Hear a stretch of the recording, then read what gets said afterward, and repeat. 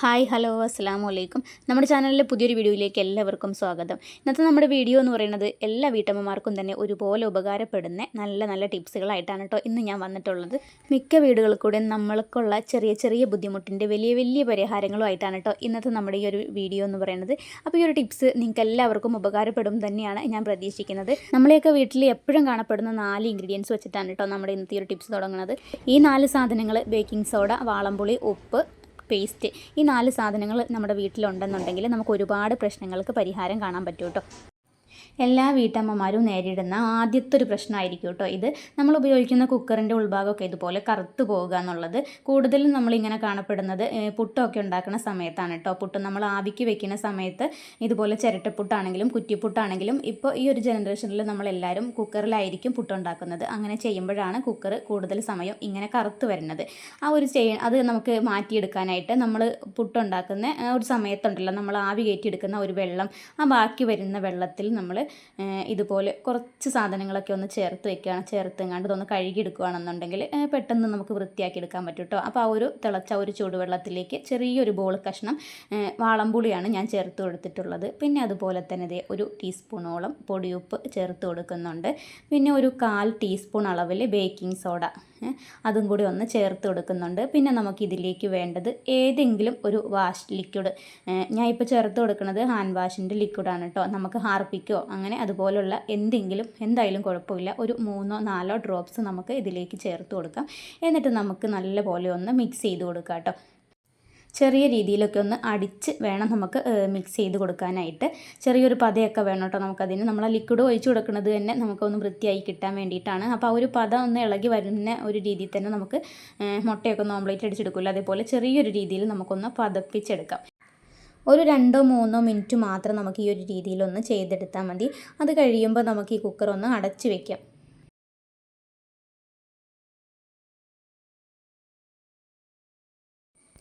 അതിനുശേഷം നമുക്കിതേ ഈ ഒരു കുക്കർ ഈ ഒരു രീതിയിലൊന്ന് ചെയ്തെടുക്കണം കേട്ടോ. എല്ലാ സൈഡിലും ആ ഒരു ലിക്വിഡ് എത്തണ ആ ഒരു രീതിയിൽ തന്നെ നമ്മളിതൊന്ന് നന്നായിട്ട് ഇങ്ങനെ ഇളക്കി കൊടുക്കണം. നമ്മൾ അടച്ചു വെച്ചിട്ടാകുമ്പോൾ വെള്ളം പുറത്തൊന്നും പോകില്ല. അപ്പോൾ എല്ലാ സൈഡും ഒന്ന് ആക്കിയതിന് ശേഷം നമ്മൾ ഇത് വെള്ളം ഒന്ന് ചൂടാറണം. അത്രയും നേരം നമുക്ക് വെയിറ്റ് ചെയ്യണം കേട്ടോ. ഇതുപോലെ തന്നെ നമ്മുടെ വീട്ടിലുള്ള ചായപാത്രം, നമ്മൾ എപ്പോഴും കട്ടൻ ചായ തിളപ്പിക്കുന്ന ആ ഒരു സമയത്ത് ചായപ്പൊടിക്ക് ഭയങ്കര കാരമാണ്. ഒരു പ്രാവശ്യം ചായ തിളപ്പിച്ചാൽ തന്നെ നമുക്ക് പിന്നെ അതിൻ്റെ ഒരു കറ മാറി കിട്ടണം എന്നുണ്ടെങ്കിൽ ചാരമൊക്കെ ഉപയോഗിച്ച് വേണം നമുക്ക് കഴുകണമെങ്കിൽ. കരിയോ അല്ലെങ്കിൽ ചാരമോ ഒക്കെ ഇട്ടുങ്ങാണ്ട് വേണം നമുക്ക് കഴുകണമെങ്കിൽ. ഇതിൻ്റെ ആവശ്യമൊന്നുമില്ല. ഇതേപോലെ തന്നെ നമുക്ക് കുറച്ച് വാളംപുളിയും പിന്നെ ഉപ്പും, അപ്പോൾ നമ്മൾ കുക്കർ ചെയ്ത ആ ഒരു രീതി തന്നെയാണ് കേട്ടോ ഇതിലും ചെയ്തെടുക്കുന്നത്. കുറച്ച് നേരം നമ്മൾ കുറച്ച് വെള്ളം തിളപ്പിച്ചിട്ട് അതിലേക്ക് എല്ലാ സാധനങ്ങളും ഒന്ന് ഇട്ട് ഒരു 10 മിനിറ്റ് നേരം ഒന്ന് ഇളക്കി കൊടുക്കുക. അത് കഴിഞ്ഞിട്ട് നമ്മൾ സ്ക്രബ്ബറോ അല്ലെങ്കിൽ പാത്രം തേക്കുന്ന ഒരു കമ്പിയോ അത് വെച്ചിട്ട് നമ്മൾ വിംബാർ ഉണ്ടല്ലോ അത് കുറച്ചൊന്ന് തൊട്ട് കൊടുത്ത് ഈ ഒരു വെള്ളം നമ്മൾ തയ്യാറാക്കി വെച്ചിട്ടുള്ള ഈ ഒരു ലിക്വിഡും കൂടെ ഉപയോഗിച്ച് നമുക്ക് ആ പാത്രം ജസ്റ്റ് ഒന്ന് കഴുകിയെടുത്താൽ മതി കേട്ടോ. ഒരുപാട് നമുക്ക് കൈ വെച്ചങ്ങാണ്ട് ബലം പിടിച്ച് തേക്കൊന്നും വേണ്ട. ജസ്റ്റ് ഇതുപോലെ ഒന്ന് മുക്കി ഇതേമാതിരി എല്ലാ ഭാഗത്തും എത്തുന്ന ഒരു രീതിയിൽ തന്നെ ഒന്ന് കറക്കി എടുത്താൽ മതി കേട്ടോ. ആ സ്ക്രബ്ബർ വെച്ചുകൊണ്ട് നമ്മൾ വെള്ളവും അതേപോലെ ഈ വാളംപുളിയും എല്ലാം കൂടെ വെച്ചിട്ട് വേണം കേട്ടോ നമ്മളിതുപോലെ ഒന്ന് ചെയ്തെടുക്കാനായിട്ട്. ഇനി നമുക്ക് ജസ്റ്റ് ഇതൊന്ന് വാഷ് ചെയ്ത് കളയാം. നമ്മൾ ബലം വെച്ചത് കണ്ട് തേക്കേണ്ട ആവശ്യമൊന്നുമില്ല. പെട്ടെന്ന് തന്നെ നമുക്കത് കഴുകി വൃത്തിയാക്കി എടുക്കാൻ പറ്റും കേട്ടോ. അപ്പോൾ ഇതാ ചായപാത്രം കണ്ടോ, ഉള്ളിലുള്ള കറിയൊക്കെ ഒന്ന് പോയി കിട്ടിയിട്ടുണ്ട്. ചെറിയ രീതിയിൽ മാത്രം നമ്മളൊന്ന് കൈക്ക് ബലം ഒന്നും കൊടുക്കാതെ ജസ്റ്റ് ഒന്ന് തിരുമ്മി കഴുകിയെടുത്താൽ മാത്രം മതി കേട്ടോ ഈ ഒരു ലിക്വിഡ് ഉപയോഗിച്ച്. ഇതുപോലെ നമുക്ക് ചായപാത്രം മാത്രമായിട്ടല്ല, ചായപാത്രം നമ്മളെപ്പോഴും എല്ലാ വീട്ടമ്മമാർക്കും അറിയാവുന്ന ഒരു പ്രശ്നമാണ്. ചായ തിളപ്പിച്ച് കഴിഞ്ഞാൽ പിന്നെ ആ ഒരു ചായപാത്രത്തിന് ഇതുപോലുള്ള കറ ഉണ്ടാകും. അപ്പോൾ ഇങ്ങനെ ചെയ്യുകയാണെന്നുണ്ടെങ്കിൽ ഇനി അതൊരിക്കലും ആ കറ പിടിക്കില്ല കേട്ടോ. അതേ ഒരു രീതി തന്നെയാണ് ഞാൻ കുക്കറും ചെയ്തെടുത്തിട്ടുള്ളത്. അപ്പോൾ ഇത് കണ്ടോ, നമ്മൾ വാഷ് ചെയ്തെടുത്തിട്ടുള്ള കുക്കറും ഇതേപോലെ തന്നെ ആ ഒരു ലിക്വിഡും പിന്നെ സ്ക്രബ്ബറോ അതല്ലെങ്കിൽ കമ്പിയോ എന്തായാലും കുഴപ്പമില്ല. ചെറിയ രീതിയിലൊന്ന് ഉള്ളു മാത്രം ഒന്ന് കഴുകിയെടുത്താൽ മതി കേട്ടോ. അപ്പോൾ തന്നെ ശരിക്കും അതിൻ്റെ ആ ഒരു കറയൊക്കെ പോയി കിട്ടും. ഇനി ഇതേപോലെ തന്നെ നമുക്ക് വെള്ളി ആഭരണങ്ങൾ എപ്പോഴും കറുത്ത് പോകുക. ഇവിടെ 2 മക്കൾക്കും എപ്പോഴും കറുത്തായിട്ടായിരിക്കും ഇരിക്കുന്നത്. അപ്പോൾ ഇടയ്ക്കിടയ്ക്ക് രാപ്പനി ഉള്ളതുകൊണ്ടാണെന്നൊക്കെ പണ്ടുള്ള ആൾക്കാരൊക്കെ പറയണത് കേട്ടിട്ടുണ്ട്. ചെയ്യാറുണ്ട്. അതുകൊണ്ടാണോ എന്നൊന്നും അറിയില്ല. പക്ഷേ മാസത്തിൽ ഒരു തവണയെങ്കിലും അവരുടെയൊക്കെ വെള്ളി ആഭരണങ്ങൾ കഴുകി കൊടുക്കണം കേട്ടോ. അപ്പോൾ ഞാൻ ചെയ്യുന്ന ഒരു രീതിയാണ് ഞാൻ കാണിക്കുന്നത്. അപ്പോൾ അവർ രണ്ടുപേരുടെയും അരഞ്ഞാണം അതുപോലെ തന്നെ ഒരു ചെയിനും കൂടെ ഉണ്ട് കേട്ടോ. അപ്പോൾ അത് മൂന്നും ഞാൻ കഴുകിയെടുക്കുന്നത് ഈ ഒരു സെയിം മെത്തേഡ് ഉപയോഗിച്ച് തന്നെയാണ് കേട്ടോ. ഈ ഒരു രീതിയിൽ തന്നെയാണ് ഞാൻ ചെയ്തെടുക്കുന്നത്. പിന്നെ കുറച്ചൊരു മാറ്റം എന്ന് പറയുന്നത്, നമ്മൾ പാത്രങ്ങളൊക്കെ കഴുകിയെടുക്കുമ്പോൾ നമുക്ക് ഒരുപാട് സമയം വെക്കേണ്ട ആവശ്യമില്ല. പക്ഷെ നമ്മൾ വെള്ളി ആഭരണം വെക്കുമ്പോൾ ഒരു മണിക്കൂറെങ്കിലും ഏറ്റവും ചുരുങ്ങിയത് നമുക്ക് ആ ഒരു ലിക്വിഡിൽ ഇട്ട് വെക്കണം. ഇപ്പോൾ ക്യാമറയുടെ ഒരു ഫ്ലാഷിൻ്റെ ഇതുകൊണ്ടാണ് കേട്ടോ ഇത് ഒരുപാട് കറുത്തിട്ടില്ല എന്ന് തോന്നുന്നത്. പക്ഷെ നല്ല രീതിയിൽ കറുത്തിട്ടുണ്ട്. ഇത് കണ്ടോ, ക്യാമറയുടെ ഒരു ഫ്ലാഷ് ലൈറ്റ് നമുക്ക് മാറ്റി കഴിയുമ്പോൾ ഈ അരഞ്ഞാണം കാണാൻ പറ്റും. ശരിക്കും കറുത്താണ് കേട്ടോ ഇരിക്കുന്നത്. അപ്പോൾ ഇനി നമുക്ക് ഇതും ആ ഒരു രീതിയിൽ തന്നെയാണ് കേട്ടോ ഞാൻ ചെയ്തെടുക്കുന്നത്. അപ്പോൾ അതൊന്ന് വാഷ് ചെയ്തെടുക്കാനായിട്ട് നല്ല രീതിയിൽ വെള്ളം തിളപ്പിച്ചെടുത്തിട്ടില്ല, പക്ഷെ നല്ലപോലെ ചൂടായിട്ടുള്ള വെള്ളമാണ് കേട്ടോ. ഇതിലേക്ക് ഞാൻ ചെറിയൊരു കഷ്ണം വാളംപുളി ഇട്ട് കൊടുക്കുന്നുണ്ട്. പിന്നെ അതേപോലെ തന്നെ ഒരു ടേബിൾ സ്പൂണോളം ഉപ്പ് ചേർത്ത് കൊടുക്കുന്നുണ്ട്. 1/4 ടീസ്പൂൺ അളവിൽ ബേക്കിംഗ് സോഡയും ചേർത്ത് കൊടുക്കുന്നുണ്ട്. ഇതിൽ നമുക്ക് ഹാൻഡ് വാഷോ ഏതാണെങ്കിലും കുഴപ്പമില്ല, ഏതെങ്കിലും ഒരു വാഷ് ലിക്വിഡ് നമുക്ക് ഇതിലേക്ക് ഒഴിച്ചു കൊടുക്കാം. ഇനി നമുക്ക് കഴുകിയെടുക്കാനുള്ള വെള്ളി ഉണ്ടല്ലോ, അത് നമുക്ക് ഇതിലേക്ക് ഇട്ട് കൊടുക്കാം കേട്ടോ. ഈ ഒരു വെള്ളത്തിലേക്ക് നമുക്ക് ചേർത്ത് കൊടുക്കാം. എന്നിട്ട് നല്ലപോലെ ഒന്ന് മിക്സ് ചെയ്തെടുക്കണം. ആ ഒരു പുളിയും അതേപോലെ തന്നെ പൊടിയുപ്പൊക്കെ അതൊക്കെ ഒന്ന് മെൽറ്റായി കിട്ടണം. അത്രയും നേരം നമുക്ക് നല്ല രീതിയിലൊന്ന് മിക്സ് ചെയ്ത് കൊടുക്കണം. ഇനി നമുക്ക് ഇതൊന്ന് വെയിറ്റ് ചെയ്യാൻ വെക്കണം കേട്ടോ. 1 മണിക്കൂറെങ്കിലും, ഏറ്റവും ചുരുങ്ങിയത് 1 മണിക്കൂർ നേരമെങ്കിലും നമ്മൾ ഇതൊന്ന് വെയിറ്റ് ചെയ്യാനായിട്ട് വെക്കണം. ഈ വെള്ളത്തിൽ കിടന്ന് നല്ലപോലെ ഒന്ന് വൃത്തിയാക്കി കിട്ടും കേട്ടോ നമുക്കത്. അപ്പോൾ ഇനി 1 മണിക്കൂർ നേരം കഴിഞ്ഞിട്ട് ഞാൻ കാണിക്കാം. അപ്പോൾ ഇത് റെസ്റ്റ് ചെയ്യാനായിട്ട് വെച്ചിട്ട് 1 മണിക്കൂറിലധികം ആയിട്ടുണ്ട്. ഇനി നമുക്ക് ജസ്റ്റ് കൈ വെച്ചെങ്ങാണ്ട് തന്നെ ഈ ഒരു പുളിയും ഈ ഒരു വെള്ളവും എല്ലാം തന്നെ, ഇത് കണ്ടോ, നമ്മളിപ്പോൾ ഒന്നും ചെയ്തിട്ടില്ല. 1 മണിക്കൂർ നേരം വെച്ചപ്പോൾ തന്നെ അതിൻ്റെ കളറൊക്കെ തന്നെ മാറി തുടങ്ങിയിട്ടുണ്ട് കേട്ടോ. ഇനി നമുക്ക് നല്ലപോലെ ഒന്ന് കൈ വെച്ചെങ്ങാണ്ട് ജസ്റ്റ് ഒന്ന് തിരുമ്മി കഴുകി എടുത്താൽ മതി. ഇപ്പോൾ ഇത് കണ്ടോ, ഫ്ലാഷ് ലൈറ്റ് മാറ്റുമ്പോൾ തന്നെ നമുക്ക് ആ ഒരു കളർ വ്യത്യാസം നമുക്ക് അറിയാൻ പറ്റും. അപ്പോൾ ഞാനിത് ഇതിൻ്റെ താഴെയായിട്ട് കൊടുത്തിട്ടുണ്ട്. കഴുകാനിടുന്നതിൻ്റെ മുമ്പ് നമ്മുടെ ഈ ഒരു വെള്ളി ആഭരണങ്ങൾ ഇരുന്ന ഒരു കളർ കേട്ടോ. നമുക്ക് രണ്ടും താരതമ്യം ചെയ്താൽ തന്നെ നമുക്കതിൻ്റെ വ്യത്യാസം മനസ്സിലാകും. ഇനി നമുക്ക് ആ വെള്ളം ഒന്ന് ചെറിയ രീതിയിലൊന്ന് അടിച്ച് പതപ്പിച്ചെടുക്കണം. എന്നിട്ട് ആ വെള്ളവും ഈ വാളംപുളിയും അരഞ്ഞാണം എല്ലാം കൂടി ഒന്ന് മിക്സ് ചെയ്ത് ചെറിയ രീതിയിൽ കൈ വെച്ചെങ്ങാണ്ടൊന്ന് തിരുമ്മി കഴുകിയെടുക്കാം കേട്ടോ.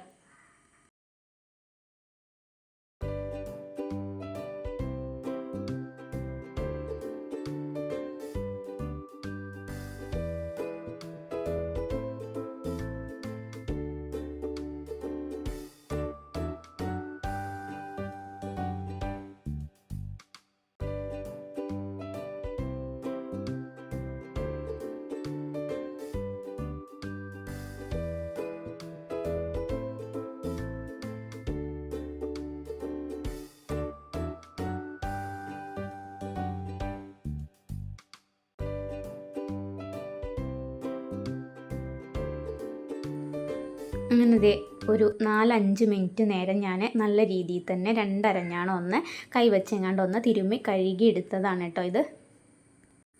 ഇനി നമുക്ക് കണ്ടോ ഈ ഒരു കളർ വ്യത്യാസം നമുക്ക് കാണാൻ പറ്റും. ഇപ്പോൾ ഈ ഫ്ലാഷ് ലൈറ്റ് ഇല്ലാതെയാണ് കേട്ടോ ഞാൻ കാണിക്കുന്നത്. നേരത്തെ ഇത് കാണിച്ചപ്പോൾ നല്ല കറുത്തല്ലേ ഇരുന്നത്.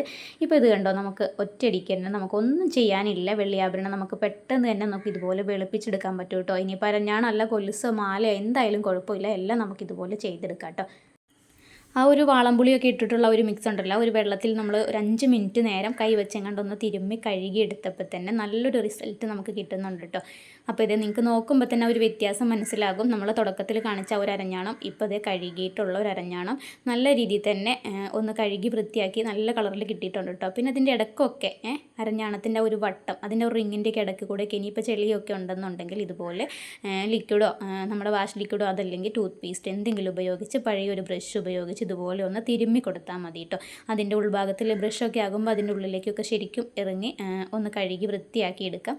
ആ വളയത്തിൻ്റെ ഉള്ളിലൊക്കെ ചിലപ്പോൾ ചെളിയൊക്കെ ഉണ്ടാകും, കുഞ്ഞു മക്കളൊക്കെ ഉപയോഗിക്കുന്നതല്ലേ, അപ്പോൾ അതുകൊണ്ട് ചെളിയൊക്കെ കാണും. അപ്പോൾ ഈ ഒരു രീതിയിൽ ബ്രഷ് വെച്ചെങ്ങാണ്ട് ഒന്ന് കഴുകി ജസ്റ്റ് ഒന്ന് തിരുമ്മി കഴുകിയിട്ട് നമുക്ക് അതൊന്ന് കഴുകി വൃത്തിയാക്കി എടുത്താൽ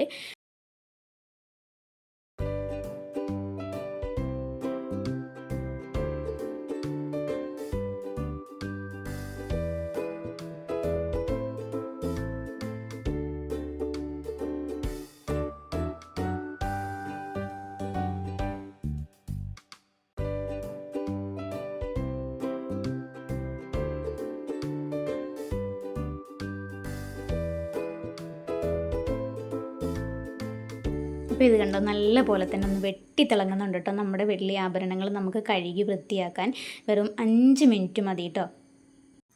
അപ്പോൾ അതേ നമ്മൾ കഴുകണതിൻ്റെ മുമ്പുള്ളതും കഴുകിയതിന് ശേഷമുള്ളതുമാണ് കേട്ടോ. രണ്ടും ഫ്ലാഷ് ലൈറ്റ് ഇല്ലാതെയാണ് കാണിക്കുന്നത്. നല്ല കളർ വ്യത്യാസം നിങ്ങൾക്ക് കാണാൻ പറ്റും. ഇനി നമ്മൾ ഫ്ലാഷ് ലൈറ്റിൽ ഇത് കണ്ടോ, നല്ല രീതിയിൽ തന്നെ നല്ല പുത്തൻ വെള്ളി പോലെ തന്നെ നമുക്ക് കിട്ടിയിട്ടുണ്ട്. ഇനി നമുക്ക് കൊലുസ് ആണെങ്കിലും നമുക്ക് ഇതുപോലെ ചെയ്തെടുക്കാം, മാലയാണെങ്കിലും ഒക്കെ നമുക്ക് ഈ ഒരു രീതിയിൽ തന്നെ ചെയ്തെടുക്കാം കേട്ടോ.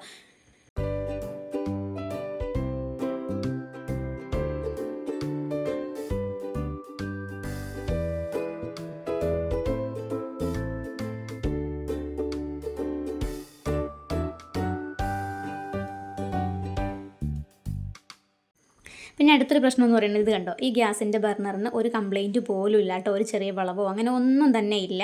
പക്ഷേ നമ്മളിത് കത്തിക്കുന്ന സമയത്ത് സൈഡിൽ കൂടെ തീ ഇറങ്ങി കത്തുന്നുണ്ട്. അതായത് നമ്മൾ ഉപയോഗിക്കുന്ന ഗ്യാസ് ഉണ്ടല്ലോ, ഈ മുകളിൽ ഉപയോഗിക്കുന്നതല്ലാതെ തന്നെ എക്സ്ട്രാ ഗ്യാസ് സൈഡിൽ കൂടെ ഇങ്ങനെ പൊയ്ക്കൊണ്ടിരിക്കുകയാണ് കേട്ടോ. അതാകുമ്പോൾ നമുക്ക് പെട്ടെന്ന് തന്നെ ഗ്യാസ് തീരും. അപ്പോൾ അതിന് ഇല്ലാതിരിക്കാനായിട്ടുള്ള വലിയൊരു സൊല്യൂഷനാണ് കേട്ടോ ഈ ഒരു വീഡിയോയിൽ കാണിക്കുന്നത്. ഈ സ്റ്റൗവിൻ്റെ ബർണർ ഉണ്ടല്ലോ, ഇതുപോലെ അങ്ങോട്ട് ഊരിയെടുക്കുക കേട്ടോ. ഇതിനൊരു കംപ്ലൈൻറ്റും ഇല്ലാത്ത ബർണറാണ്. പക്ഷേ അത് കത്തണ സമയത്ത് സൈഡിൽ കൂടെ ഇറങ്ങി കത്തുകയെന്ന് മാത്രമേ ഉള്ളൂ കേട്ടോ. അപ്പോൾ അത്രയും ഗ്യാസ് ഇങ്ങനെ പൊയ്ക്കൊണ്ടിരിക്കുകയാണ്.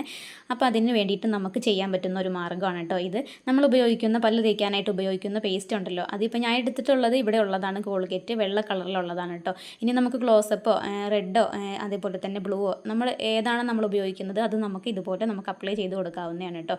ആ സൈഡിൽ, ആ ബർണറിൻ്റെ ആ സൈഡിൽ ആ വരമ്പ് പോലെ ഇരിക്കുന്ന ഒരു സൈഡിൽ മാത്രം നമുക്ക് ഒന്ന് അപ്ലൈ ചെയ്താക്കി കൊടുത്താൽ മതി കേട്ടോ.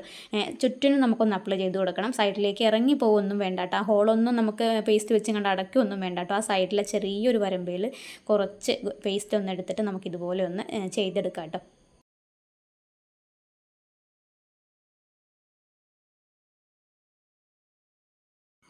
ഞാനിത് ബർണറിൻ്റെ എല്ലാ സൈഡിലും അതുപോലെ ഒന്ന് അപ്ലൈ ചെയ്തെടുത്തിട്ടുണ്ട്. അതേപോലെ തന്നെ നമുക്ക് ഈ സ്റ്റൗവിൻ്റെ ഇവിടെ നമ്മൾ ഈ ബർണർ വെക്കുന്ന ഒരു സൈഡ് ഉണ്ടല്ലോ, അവിടെ അതുപോലെ തന്നെ നമുക്കൊന്ന് ചെറിയ രീതിയിൽ, ഒരുപാട് പേസ്റ്റ് ഒന്നും വേണ്ട, ചെറിയ രീതിയിൽ നമുക്ക് ആ സൈഡിലെല്ലാം ഒന്ന് തേച്ച് പിടിപ്പിക്കണം.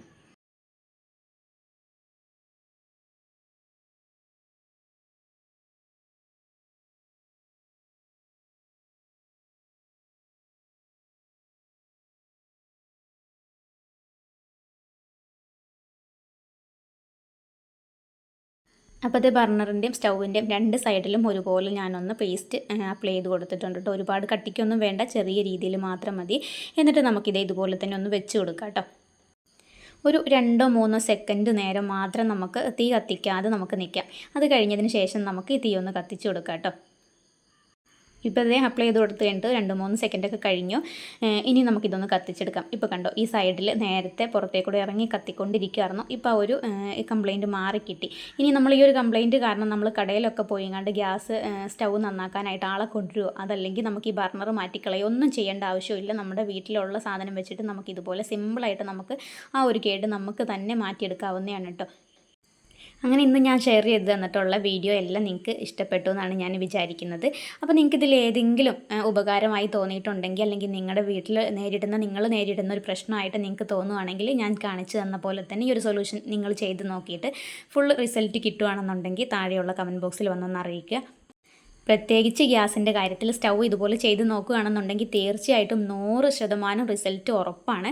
അപ്പോൾ നിങ്ങൾ വീട്ടിൽ ഇതുപോലെ ഉണ്ടെന്നുണ്ടെങ്കിൽ നമുക്ക് കടയിലൊന്നും കൊണ്ടുപോയി നന്നാക്കേണ്ട ആവശ്യമില്ല. ഇതുപോലെ ഒന്ന് ചെയ്തെടുത്താൽ മാത്രം മതി കേട്ടോ. അപ്പോൾ ഇന്നത്തെ ടിപ്സൊക്കെ നിങ്ങൾക്ക് ഇഷ്ടപ്പെട്ടിട്ടുണ്ടെങ്കിൽ ഈ വീഡിയോയ്ക്ക് ഒരു ലൈക്ക് തരിക. അതേപോലെ തന്നെ നിങ്ങൾ ആദ്യമായിട്ടാണ് ഈ ചാനൽ കാണുന്നതെങ്കിൽ, ഇതുവരെ സബ്സ്ക്രൈബ് ചെയ്തിട്ടില്ലാത്ത കൂട്ടുകാരാണെന്നുണ്ടെങ്കിൽ ഇപ്പോൾ തന്നെ ഒന്ന് സബ്സ്ക്രൈബ് ചെയ്ത് നമ്മുടെ കൂടെ കൂടാനും മറക്കല്ലേ കേട്ടോ. അപ്പോൾ ഇതിൽ നല്ല വീഡിയോ ആയിട്ട് വീണ്ടും കാണാം. അതുവരേക്കും എല്ലാ കൂട്ടുകാർക്കും അസ്സലാമു അലൈക്കും.